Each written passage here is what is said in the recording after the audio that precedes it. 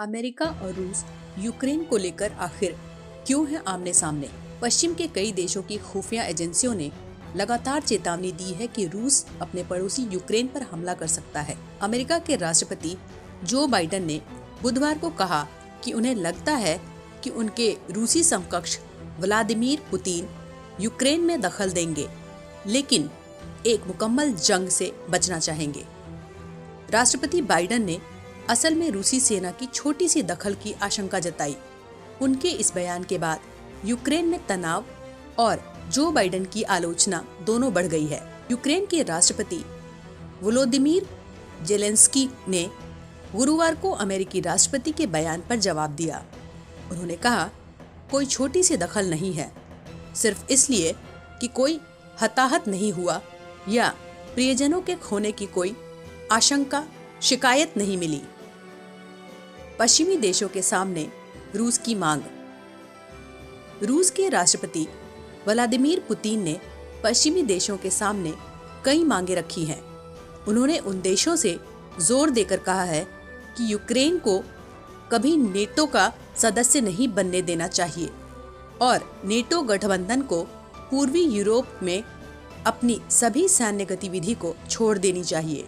तनावों के बीच अमेरिका ने गुरुवार को कई पूर्वी देशों को अपने हथियार यूक्रेन की मदद के लिए वहां पहुंचाने की मंजूरी दे दी है। अमेरिका के विदेश मंत्री एंटनी ब्लिंकन ने गुरुवार को कहा, हम हमेशा से स्पष्ट रहे हैं कि यूक्रेन में रूस के किसी भी घुसपैठ को सख्त अमेरिका और उसके सहयोगियों जवाब मिलेगा।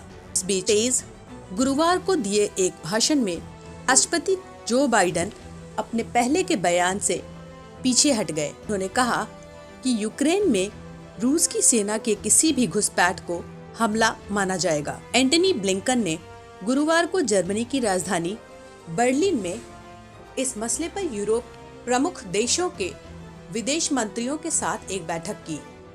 इस बैठक में यूक्रेन पर रूस के किसी भी संभावित हमले से निपटने के लिए यूरोपीय देशों के बीच तालमेल बिठाने के मसले पर बातचीत की गई। ब्लिंकन शुक्रवार को जिनेवा में रूसी विदेश मंत्री सर्गेई लावरोव से मिलने वाले हैं। इस बीच ब्रिटेन के प्रधानमंत्री बोरिस जॉनसन ने कहा कि यूक्रेन में रूस का दखल, चाहे उसका स्तर कैसा भी क्यों ना हो, पूरी दुनिया के लिए खतरनाक होगा। रूस आखिर चाहता क्या है? रूस के राष्ट्रपति पुतिन लंबे समय से दावा करते आए हैं कि अमेरिका ने 90 के दशक में वादा किया था कि सुदूर पूर्व में नेटो का विस्तार नहीं होगा, लेकिन अमेरिका ने अपना यह वादा तोड़ दिया है। पिछले महीने पुतिन ने एक कॉन्फ्रेंस में कहा, उन्होंने हमें निराश किया। हालांकि के सोवियत संघ के नेता मिखाइल गोर्बाचेव से इस बारे में क्या वादा किया गया था, इसे लेकर दोनों पक्ष के बीच मतभेद है। आज की तारीख में पूर्व सोवियत संघ के सभी सदस्य या उसके प्रभाव में रहे कई पूर्वी और मध्य यूरोपीय देश नेटो का हिस्सा बन गए हैं। उनमें से 4 देशों पोलैंड, लिथुआनिया, लातविया और एस्टोनिया की सीमाएं रूस से लगती है।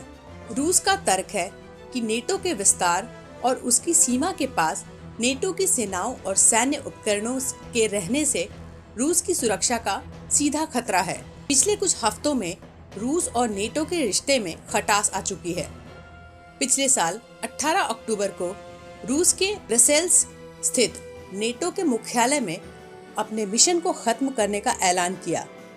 यह सब तब हुआ जब नेटो ने रूस पर जासूसी करने का आरोप लगाते हुए उसके 8 प्रतिनिधियों को निलंबित कर दिया। रूस ने 2014 में क्राइमिया पर यह कहते हुए कब्जा कर लिया कि उस प्रायद्वीप पर उसका ऐतिहासिक दावा रहा है। यूक्रेन सोवियत संघ का हिस्सा रह चुका है। वहीं 1991 में सोवियत संघ के पतन को व्लादिमीर पुतिन ऐतिहासिक रूस का विघटन कहकर याद करते हैं। पिछले साल एक लंबे आलेख में उन्होंने रूसी और यूक्रेनी दोनों को समान राष्ट्रीयता बताया था। जानकारों का मानना है कि इस बात से पुतिन की सोच का पता चलता है। उस आलेख में पुतिन ने यह भी कहा है कि यूक्रेन और मौजूदा नेता रूस विरोधी प्रोजेक्ट चला रहे हैं। वहीं यूक्रेन की सीमाएं पूर्व में रूस और पश्चिम में यूरोपीय संघ के देशों से मिलती हैं।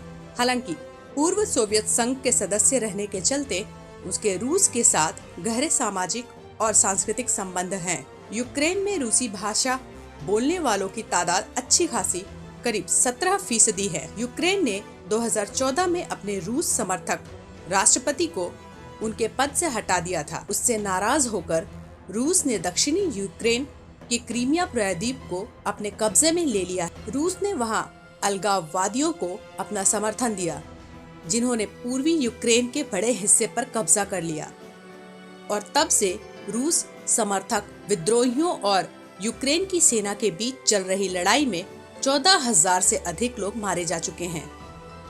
विद्रोहियों और यूक्रेनी सेना के बीच का यह संघर्ष आज भी जारी है।